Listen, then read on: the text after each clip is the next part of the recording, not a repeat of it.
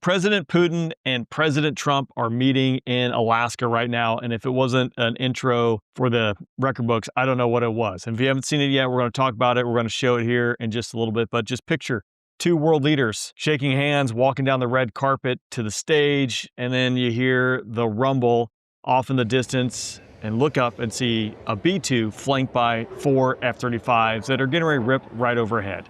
Talk about a projection of strategic air power if I've ever seen one. August 15th, Joint Base Elmendorf-Richardson in Anchorage, Alaska. That is the meeting point for President Putin and President Trump to talk about Ukraine, to try and de-escalate, come to some kind of resolution for that conflict, sort out their NATO differences and the posture of NATO, and just make everyone happy, come kumbaya, and we can move past this and stop all the bloodshed. Hopefully. That is the intent of the meeting that's going on. This obviously is on U.S. soil, and it's a U.S. military base. It's strategically located basically halfway between the two guys. If you really look at a map there, with it just being about 600 miles from the eastern border of Russia and then a good distance away from Washington, D.C. I can only imagine what the tensions or the temperament of this interaction and starting was like to begin with. And then icing on the cake when you roll out American air power and have a B-2 flanked by F-35s fly over it.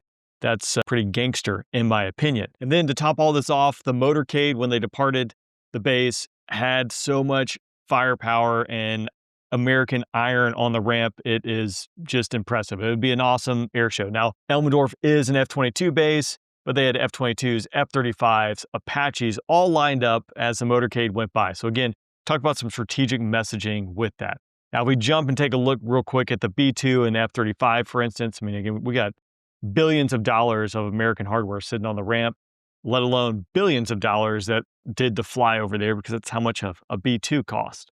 Now, the B-2, while it might be over 30 years old, it's still the leading edge for stealth technology, as it has proven itself. And we saw recently with Operation Midnight Hammer, where 2 B-2s flew halfway around the world and back over 35 hours, dropping unique and exquisite weapons that were designed just to take out the Iranian nuclear facility and then fly back. Again, all undetected.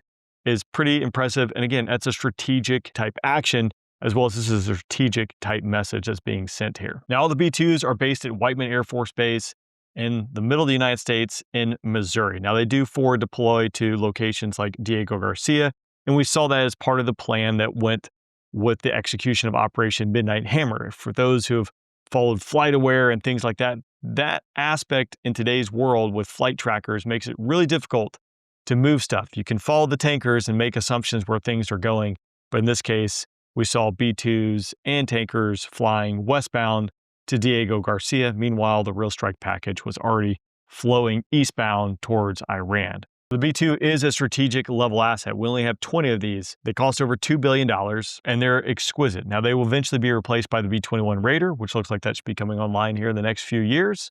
But for right now, this is the pinnacle of stealth technology, stealth capability when it comes to projecting strategic air power. Now, in the case of Midnight Hammer, dropping 40,000-pound munitions, that's unique, but obviously the B-2 is capable of dropping nuclear weapons as well. So again, whatever flavor you need, it can be delivered up. And flying this over President Putin's head is definitely a strategic type message, in my humble opinion. Now, how this conference goes, TBD. But this is deterrence theater at its finest, in my opinion. It says, hey, we are here to talk peace and sort this out, but we also carry a big stick. And it's not just for Russia, it's for all the bad guys around the world who are watching that, again, American air power can be projected anywhere we want. Operation Midnight Hammer clearly showcased that. But again, this is not something that just happens by happenstance. You don't just move a B-2 at a whim.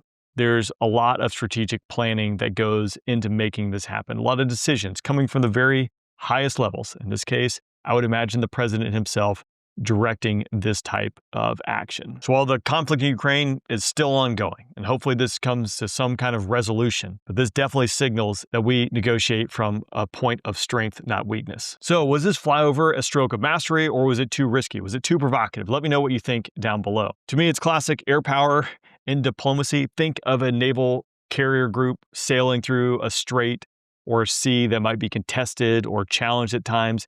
It's a projection of American air power. The sound of these engines wasn't just noise, it was the sound of freedom, if you ask me. So again, what do you think? Was this a smart move or was it too provocative?